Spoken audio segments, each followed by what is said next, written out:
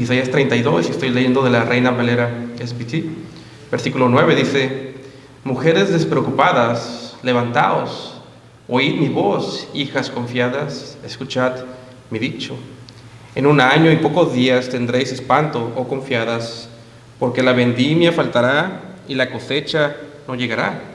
Temblad despreocupadas, turbados, confiadas, despojaos y desnudaos, y ceñid los lomos con saco, golpeándose el pecho, lamentarán por los campos deleitosos, por la vid fértil. Sobre la tierra de mi pueblo subirán espinos y cardos, y aun sobre todas las casas de alegría en la ciudad alegre, porque los palacios quedarán desiertos, la multitud de la ciudad cesará, las torres y fortalezas se volverán en cuevas para siempre, donde se alegren asnos monteses y haya pastos para rebaño, hasta que sobre nosotros sea derramado el espíritu de lo alto, y el desierto se vuelva en campo fértil, y el campo fértil sea estimado por bosque. Vayamos al Señor en una palabra de oración. Señor, esta tarde venimos delante de ti y te pedimos que nos muestres estas imágenes que tienes, este mensaje de Isaías sobre una sociedad bajo el juicio y cómo podemos estar despreocupados por las advertencias de las Escrituras y cómo somos llamados a despertar por el Evangelio. Como siempre, muéstranos a Cristo. Te lo pedimos en el nombre de Jesús. Amén. Pueden tomar su asiento. La semana pasada vimos cómo Judá sería juzgada por no confiar en el Dios soberano. Pues como vimos la semana pasada, Judá confiaba más en su alianza con Egipto para salvarse de un ataque o una invasión de Asiria que en Dios mismo. Pero también vimos cómo al final, aunque Dios juzgaría a Judá, también al final la salvaría. El día de hoy veremos cómo Dios manda a despertar a una sociedad bajo juicio. Y veremos esto en 2 puntos. Punto número 1, una sociedad bajo el juicio de Dios. Y punto número 2, la esperanza de una sociedad bajo juicio. Título del sermón: una sociedad bajo el juicio de Dios. Punto número 1, una sociedad bajo juicio. Noten conmigo Isaías 32 y versículo 9, que dice: mujeres despreocupadas, levantaos, oíd mi voz, hijas confiadas, escuchad mi dicho. En este pasaje Isaías se dirige específicamente a las mujeres de Jerusalén. Y noten que Isaías señala el pecado de las mujeres en la sociedad de Judá al llamarles mujeres despreocupadas. Algunas traducciones dicen mujeres indolentes, o como ya vimos en la SBT, la traduce como mujeres despreocupadas. En otras palabras, estas mujeres, en ellas había algún tipo de apatía o frialdad en cómo reaccionaban a la palabra de Dios.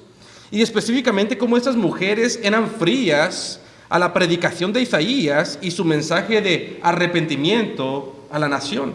Es por eso que Isaías no solamente les llama mujeres despreocupadas, sino que les llama confiadas, haciendo alusión al orgullo de estas mujeres. Y se cree que eran orgullosas o estaban despreocupadas porque cuando escuchaban el mensaje de arrepentimiento de Isaías, ellas estaban confiando en que la nación de Egipto la salvaría de la invasión. Además de esto, estas mujeres probablemente eran mujeres con dinero, como veremos más adelante, y no estaban muy preocupadas por un predicador como Isaías, pensando que ellas eran intocables por su estatus social al juicio de Dios. Y por eso en nuestro pasaje Isaías les llama a despertar, pues el juicio de Dios estaba a la puerta. Noten el versículo 9. Mujeres despreocupadas, levantaos, oíd mi voz, hijas confiadas, escuchad mi dicho. Aplicación número 1. Aquí vemos en estos versículos que en ocasiones la Biblia generaliza los pecados en una sociedad y a veces también lo hace entre los sexos masculino y femenino. Es decir, que hay veces que la Biblia dice que una sociedad específica o un grupo de personas específicas batallan con pecados específicos. Por ejemplo, vemos que Pablo describe a la mayoría de los hombres de Creta como perezosos. Escuchen cómo dice Tito 1:12. Dice Pablo, dijo uno de ellos, su propio profeta, los cretenses, y noten cómo generaliza a todos los hombres de Creta, aunque probablemente no todos practicaban el pecado. Dice, los cretenses siempre mentirosos, malas bestias, vientres perezosos. En otro pasaje, Pablo hace una generalización y dice que las mujeres, el sexo femenino, tienden a ser chismosas. 1 Timoteo 5:13, dice Pablo, y también aprenden a ser ociosas, hablando de las mujeres jóvenes que habían quedado viudas. Dice, andando de casa en casa, y no solamente ociosas, sino también chismosas y entrometidas, hablando lo que no deben. Y en nuestro pasaje, Isaías hace lo mismo. Él les habla específicamente a las mujeres de Judá en esta sociedad y parece que batallaban con ser despreocupadas, indolentes o frías a cómo respondían a la palabra de Dios. Aplicación número 2. En nuestro pasaje vemos que las mujeres de Judá tenían la bendición de ser enumeradas con el pueblo de Dios, pero ellas eran frías en cómo respondían a la palabra. Mujeres y jovencitas, al escuchar el Evangelio, tú también tienes dos opciones. Número 1, la oportunidad de ser parte del pueblo de Dios. O número 2, puedes ser fría como estas mujeres perversas. Y yo te exhorto y te animo a que te arrepientas y pongas tu fe en Cristo para que no seas una mujer fría y despreocupada por el juicio que tarde o temprano llegará. Aplicación número 3. Y en esta tercera aplicación quiero hablar de la despreocupación o la comodidad de una sociedad que está bajo el juicio de Dios. Pues hoy vivimos en una sociedad que está despreocupada porque piensa que en su riqueza, como las mujeres del pasaje, nunca verán el juicio de Dios sobre esta nación. Pero esta sociedad en la que vivimos nosotros no solamente está despreocupada por el juicio de Dios, sino que se complace en todos aquellos que pecan como ella. Escuchen cómo dice Romanos 1, donde el apóstol Pablo describe las características del juicio de Dios sobre una sociedad. Romanos 1:32 dice, los cuales, habiendo entendido el juicio de Dios, que los que hacen tales cosas son dignos de muerte, no solo las hacen, sino que aún se complacen con los que las hacen. Y esto nos dice que no solamente esta nación espera el juicio de Dios, si no se arrepiente, sino que esto nos dice que Dios ya ha entregado en tiempo presente a esta nación en juicio y a su pecado. Es decir, no solamente esperamos el juicio de Dios, sino que esta nación, Estados Unidos, ya está bajo juicio. Y eso también nos dice que esta sociedad, tarde o temprano, se autodestruirá si no se arrepiente y regresa a Dios. Regresando a nuestro pasaje, vemos a las mujeres de Judá despreocupadas por el juicio de Dios. Noten el versículo 9. Mujeres despreocupadas, levantaos, oíd mi voz, hijas confiadas, escuchad mi dicho. Ahora, les voy a pedir que guarden su lugar ahí en el capítulo 32 y quiero que me acompañen al capítulo 3, que es la alusión o donde vemos más detalles de estas mujeres despreocupadas. Guarden su lugar ahí en el capítulo 32 y vamos hacia el capítulo 3. Y en el capítulo 3 vemos las marcas de una sociedad bajo el juicio de Dios. Y si recuerdan, hace mucho tiempo que estuvimos en Isaías 3, pero ahí el juicio de Dios está dividido por dos secciones. La primera sección es el juicio sobre los hombres y la segunda sección es el juicio de Dios sobre las mujeres. Ahora veamos capítulo 3 y vean conmigo el juicio de Dios primero sobre los hombres de una sociedad. Noten el versículo del 1 al 3. Dice, porque he aquí que el Señor Jehová de los ejércitos quita de Jerusalén y de Judá el sustento y el apoyo, todo sustento de pan y todo sustento de agua, el valiente y el hombre de guerra, el juez y el profeta, el adivino y el anciano, el capitán de 50 y el hombre de respeto, y el consejero y el artífice excelente y el hábil orador. Aquí vemos que el juicio de Dios sobre una nación es que Dios quita a los hombres fuertes de esta sociedad y le entrega a un liderazgo incompetente. Y creo que los puntos claves a recordar es que cuando Dios quita a los hombres fuertes o líderes de una sociedad, los da hombres débiles en el liderazgo como una señal del juicio sobre esa sociedad. Aplicación número 1. Si recuerdan, hace poco estudiamos lo que es el patriarcado bíblico. Y dijimos que el patriarcado bíblico simplemente significa el liderazgo del padre. Y dijimos que esta doctrina enseña que el rol del hombre y de la mujer son diferentes por el diseño de Dios en la casa, en la iglesia y en la sociedad. Y particularmente enseña que aunque el hombre y la mujer son iguales en valor, creados a la imagen de Dios, que el hombre por diseño es quien debe de liderar en la casa, en la iglesia, pero también en la sociedad. Y quiero que noten cómo aquí Isaías es una de las secciones más claras donde vemos que el juicio de Dios es que quita a los hombres fuertes de una nación. Y repito, hermanos, el no tener hombres capaces para liderar una nación es un juicio de Dios, según Isaías. Y aquí vemos cómo la doctrina del patriarcado bíblico se resalta en este capítulo. Es decir, el no tener hombres capaces para liderar a la nación es una señal de que Dios está juzgando a esa nación. Pero escuchen, el no tener hombres capacitados que lideren en la iglesia también es el juicio de Dios sobre esa nación. Y escuchen, el no tener hombres que lideren en las casas también es el juicio de Dios sobre una sociedad. Y verdaderamente creo que Dios ha quitado a los hombres de esta nación como juicio. Aplicación número 2, como una aplicación extendida. Hay hombres cristianos que parecen que han sido quitados de sus casas. Hombres que se quejan siendo cristianos de que sus hijos se vayan al mundo de una manera pasiva, sin mostrar liderazgo o preocupación que los lleve a actuar o impedir esto. Escuchen, hombres, deben de tomar responsabilidad por su familia y no ser como Adán, que culpaba a Eva y aún a Dios por ella.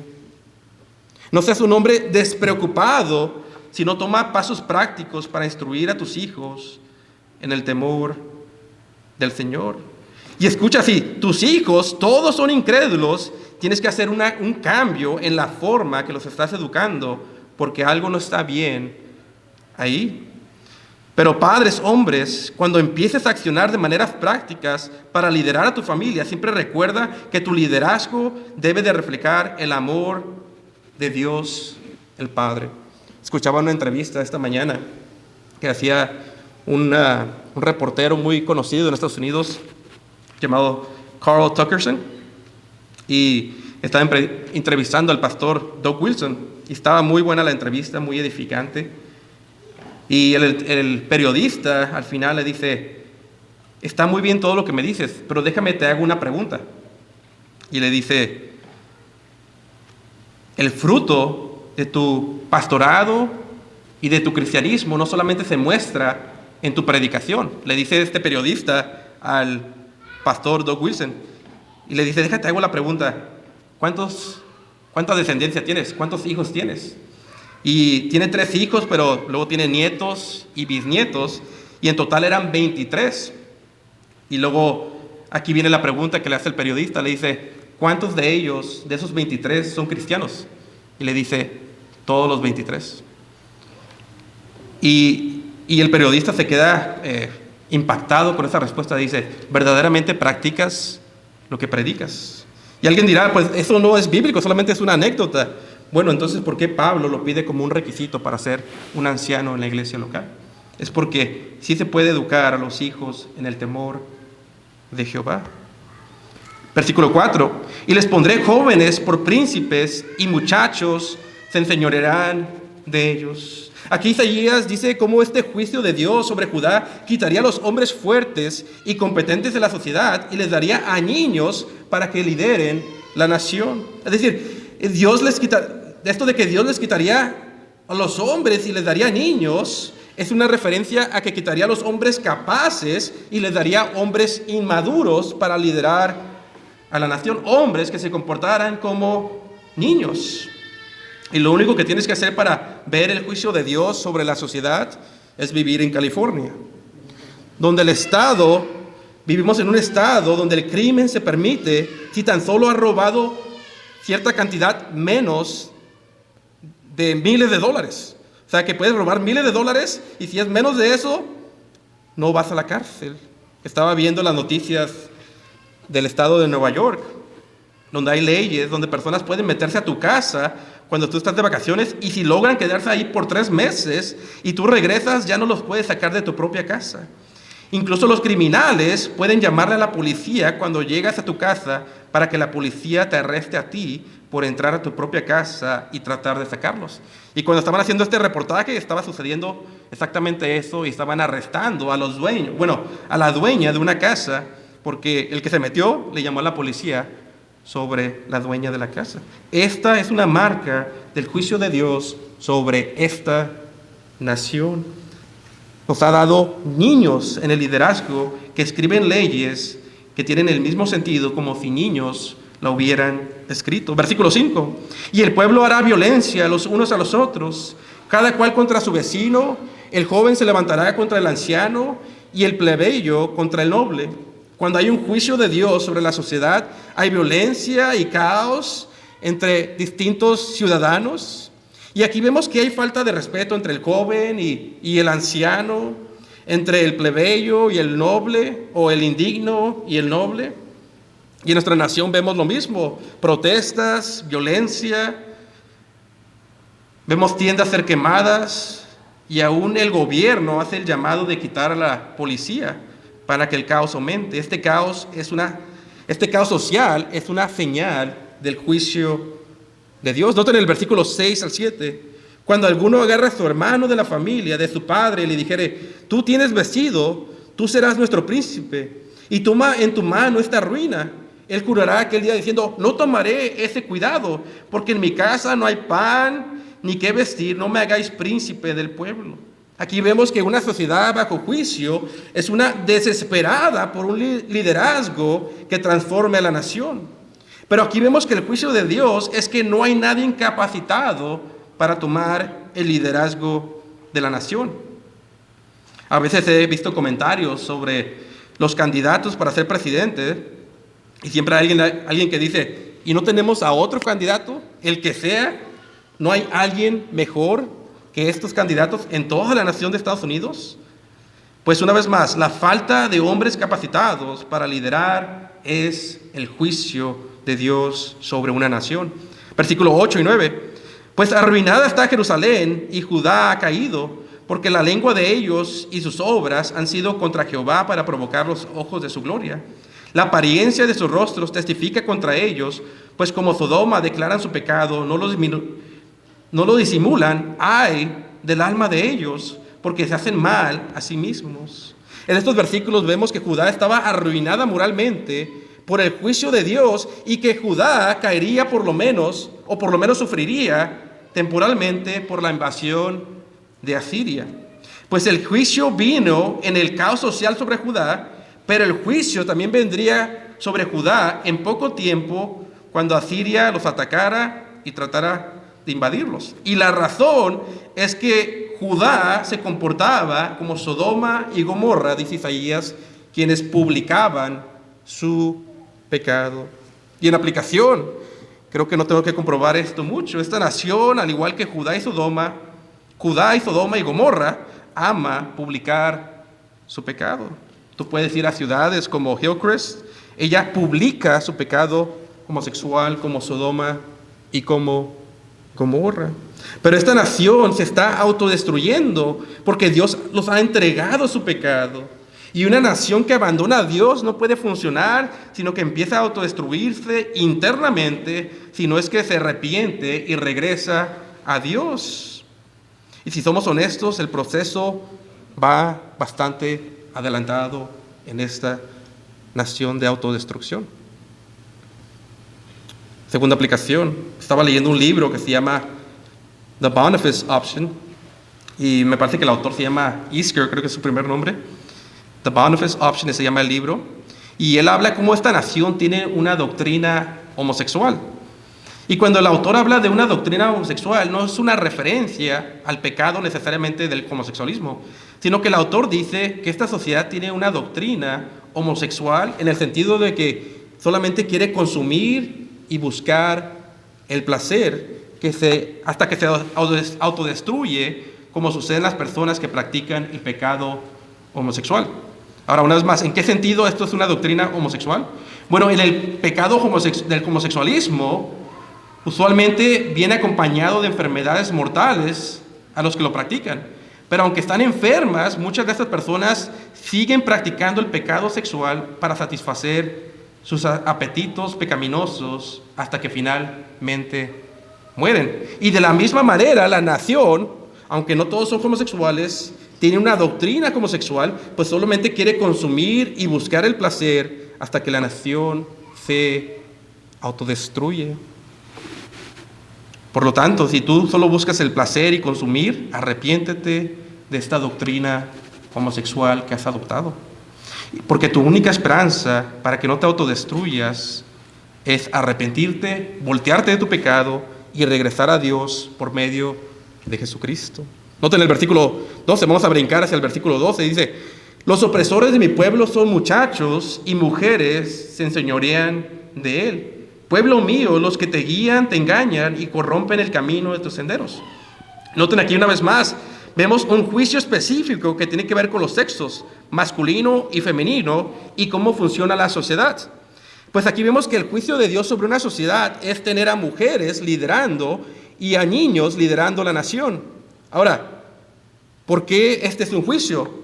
Porque este no es el diseño de Dios para el liderazgo sobre una nación, sino que el diseño de Dios es a hombres liderando la nación y no a mujeres. Por lo tanto, escuchen, el tener, según Isaías, y ustedes pueden leerlo y pueden pelear con Isaías todo lo que quieran, pero yo no lo escribí, el tener a mujeres liderando una nación es el juicio de Dios sobre esa nación.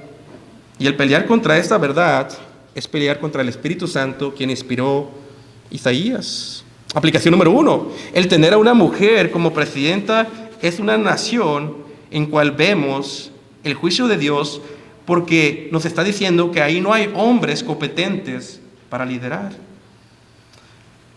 Aplicación número 2. Si el juicio sobre una nación es tener a las mujeres liderando y está relacionado con una inversión en el diseño de Dios sobre los sexos masculino y femenino, entonces, ¿qué será de nuestra sociedad? Que según ellos hay una infinitud de géneros e identidades sexuales. ¿Qué mayor juicio estamos viviendo nosotros? Ahora, ya vimos la primera sección, el juicio de Dios sobre los hombres. Bueno, subsección. Ahora veamos la segunda subsección del punto número 1, el juicio sobre las mujeres. Ahora pongan sus ojos en el versículo 16. Dice, Isaías 3:16, dice: asimismo dice Jehová, por cuanto las hijas de Sión se ensoberbecen y andan con cuello erguido y andan con ojos desvergonzados o seductores, y andan con paso menudo y haciendo sonar los adornos de sus pies. Aquí vemos a las mismas mujeres de Judá del capítulo 32 descritas con mayor detalle. Y vemos que las mujeres de Judá eran orgullosas, pues tenían cuellos erguidos. Y noten que dicen que tenían ojos desvergonzados o seductores. Es decir, estas mujeres miraban a los hombres que no eran sus esposos con miradas lujuriosas e invitadoras a pecar. Y estas mujeres, cuando caminaban, tenían adornos en los pies como campanitas para que sonaran, para llamar la atención a sí mismas, para ser vistas por todos. Y aplicación número 1, mujeres y jovencitas, recuerden que su cuerpo solo le pertenece a su esposo. Y si no estás casada, a tu esposo futuro. Y escuchen, especialmente aquellos que están en edad de casarse, que ya tenemos más en la congregación, más jóvenes que están en edad de casarse. Nadie debe de tocar su cuerpo más que tu esposo o esposa. Si no estás casado, esto no te da permiso de que alguien más lo haga, pues es pecado. Y recuerda que Dios juzgará a los fornicarios, como nos dice el libro de Hebreos y muchas partes de las Escrituras. Y escuchen, mujeres y jovencitas, deben de cuidar en no llamar la atención a su cuerpo de manera sensual, pues tu cuerpo es el templo del Espíritu Santo si eres creyente.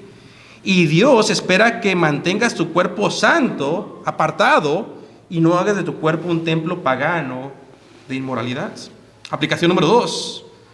Una pregunta que me hago cuando leo este pasaje de Isaías, de las mujeres desvergonzadas de Judá y cómo se vestían, es la siguiente: ¿en dónde estaban los padres de esas mujeres que se vestían desvergonzadamente? Y si estaban casadas, ¿dónde estaban los esposos? Esposos, les pregunto, si tienes una esposa, ¿acaso no tienes una responsabilidad de cuidarla en cómo se viste para que no lo haga de una manera que atraiga la mirada de otros hombres? Si tienen una hija, padres, les pregunto, ¿no cuidarás cómo se viste tu hija? ¿No cuidarás su corazón? Aplicación número 3. Hermanas, noten el orgullo de estas mujeres de Judá y noten cómo ellas querían llamar la atención a sí mismas usando su vestimenta sensual. Les pregunto, hermanas, la manera que te presentas con tu vestuario, ¿tratas de llamar la atención a tu sensualidad? Les pregunto a aquellas que tienen redes sociales, ¿pones fotos en tus redes sociales para llamar la atención a tu cuerpo de manera sensual? ¿Quieres llamar la atención para los hombres y no te das cuenta de este pecado en tu vida? Ahora, mujeres, no está mal vestirte de una manera bonita o hermosa siempre y cuando no sea sensual. Y escuchen, siempre y cuando tu belleza primordial sea la de un corazón apacible delante de Dios. Pues con este corazón de piedad se vestían las mujeres santas del pasado. Aplicación número 4. Agregando a la modestia o siguiendo la aplicación de la modestia. Cuando hablamos de modestia, no hablamos de una manera legalista, donde el pastor te dicta cómo te vistes con medidas, que sucede en muchas iglesias, sino que cuando hablamos de modestia, hablamos de principios bíblicos para agradar a Dios con la elección de tu ropa. Pues tu elección de tu ropa reflejará a quién buscas agradar.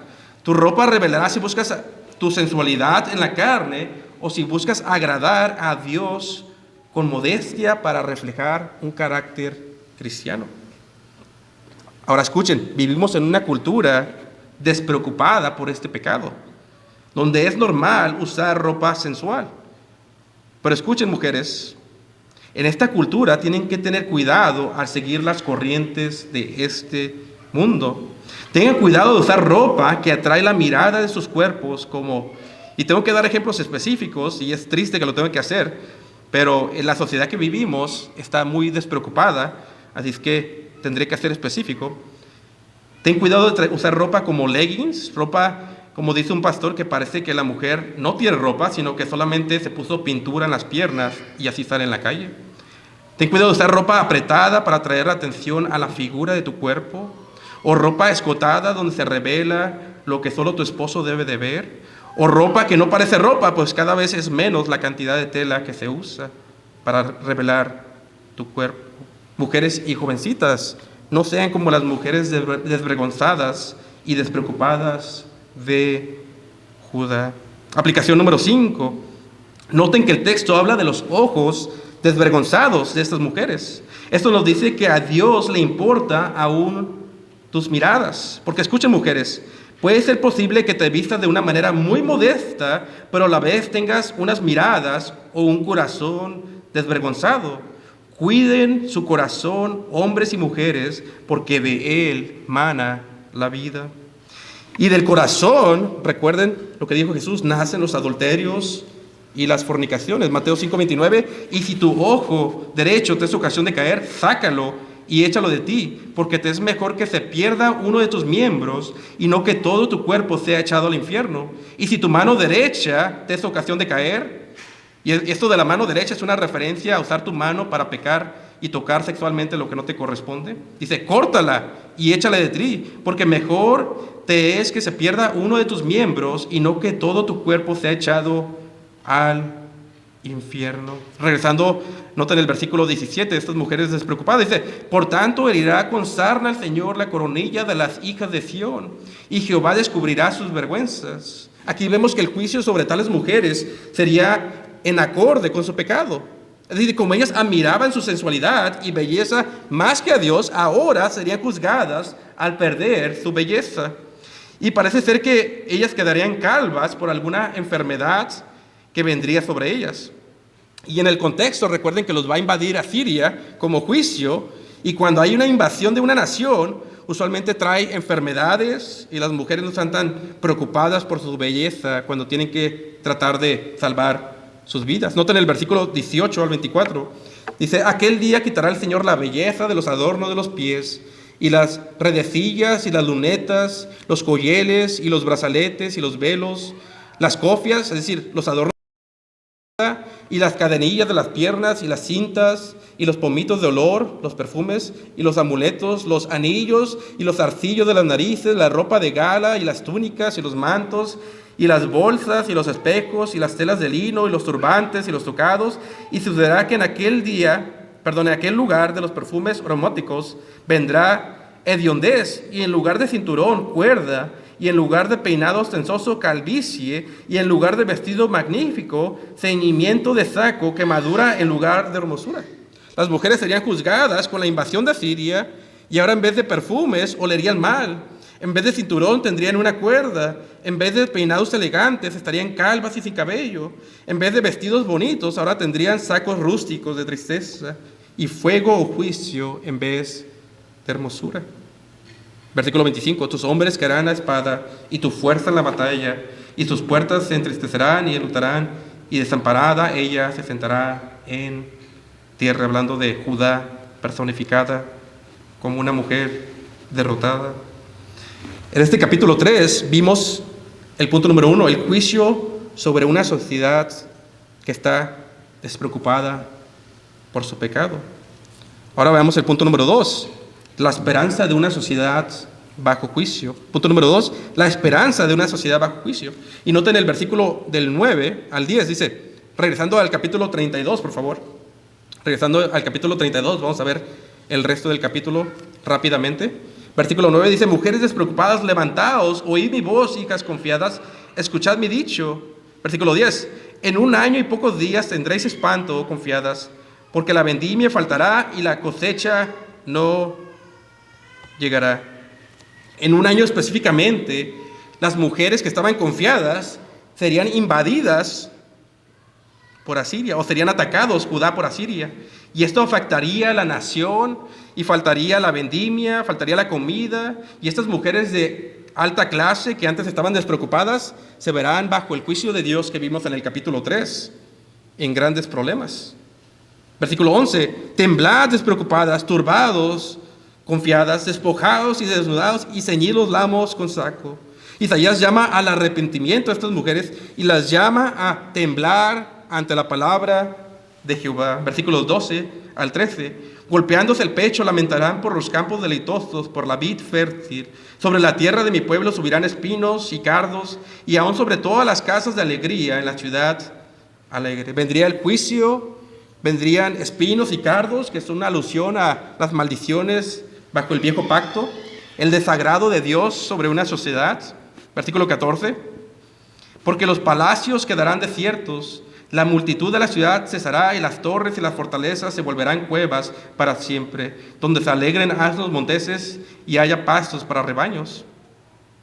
Noten el versículo 15, hasta que sobre nosotros sea derramado el espíritu de lo alto, y el desierto se vuelva en campo fértil, y el campo fértil sea estimado por bosque.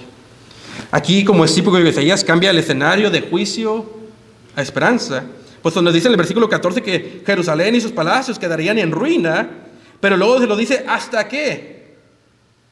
Las ciudades estarían en ruinas y en juicio, ¿hasta qué? ¿Qué era esto hasta qué? Hasta que el Espíritu Santo transforme la nación. Y esto es algo increíble, pues aquí estamos viendo un versículo que nos apunta al nuevo pacto, a Jesús y a su obra en la cruz. Es decir, Israel, Judá específicamente, Israel del sur, era un desastre y quedarían en ruinas hasta que el Espíritu Santo transformara la sociedad por medio del Evangelio de Cristo.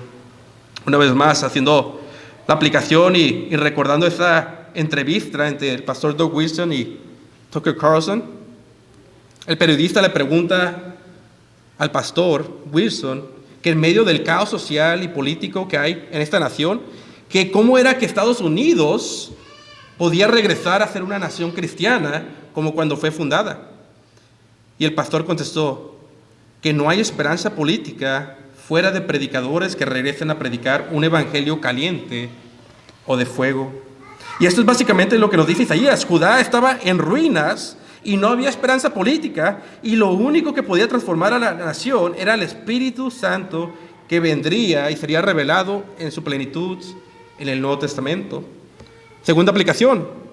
Esto nos debería ayudar a ver esta nación en caos social, político y en gran pecado, y no ser pesimistas, sino creer que Dios, por el Evangelio, puede transformar aún a la nación que está en juicio y concederle el arrepentimiento. Y no es como que esto nunca ha pasado en la historia de la iglesia. Solo lean la historia del reformador John Knox y cómo reformó a Escocia con el Evangelio. Tercera aplicación. Iglesia, tal vez algunos están desanimados porque tienen familiares, hijos, esposos, esposas incrédulos, o familiares o seres queridos. Pero escuchen, hay esperanza si el Espíritu viene sobre sus vidas, al igual que lo había para Judá cuando estaba en ruinas. Pero es tu responsabilidad hablarles de Jesús y su Evangelio y orar por ellos. Siguiente aplicación. El mismo Espíritu que estaba sobre las faz de las aguas en Génesis y ordenó el mundo es el que transformará este mundo en el que vivimos y lo llenará de la gloria de Dios, así como el agua cubre la tierra. Noten el versículo 16.